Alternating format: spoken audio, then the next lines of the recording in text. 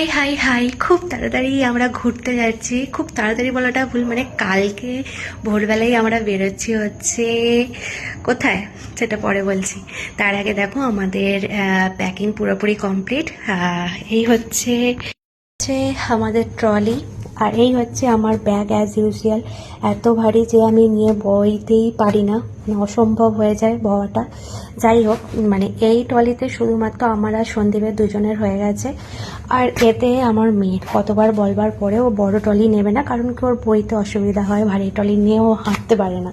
যাই হোক, যার জন্য এই ব্যাগটা আমাকে ক্যারি করতে হচ্ছে। প্রত্যেকবার যখনই ঘুরতে যাই তখনই আমাকে এরকম একটা ভারী ব্যাগ দেওয়া হয়। যাই হোক, আর কি করা যাবে, আমার ভাগ্যটাই খারাপ। আর এই হচ্ছে সন্দীপের একটা ব্যাগ, যেটা এই ঘুরতে যাবো বলেই কেনা হয়েছে, আমি ওকে কিনে দিয়েছি। আর এইটা একটা কিউট ব্যাগ, যেটা আমার মেয়ের জন্য কেনা হয়েছে। ভীষণ কিউট একটা ব্যাগ। আর এই ব্যাগে তো বাবু কিন্তু অনেকগুলো জিনিস ধরে গেছে। আর এইটা হচ্ছে শুধুমাত্র আমাদের খাবার ব্যাগ। আমার একটা হ্যান্ড ব্যাগ আছে, এই ব্যাগ হয়েছে মোটামুটি 5-6টার মতো ব্যাগ হয়েছে।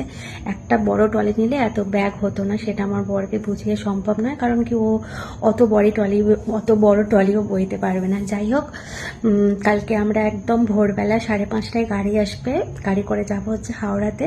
আর 8টায় আমাদের ট্রেন আছে। আমরা যাচ্ছি হচ্ছে আমার মামার বাড়ি। মামার বাড়ি মানে কোথায়? মামার বাড়ি মানে হচ্ছে দিল্লি। তো আমরা দিল্লি ঘুরতে যাচ্ছি, আমার মামার ফ্যামিলি ওখানেই থাকে।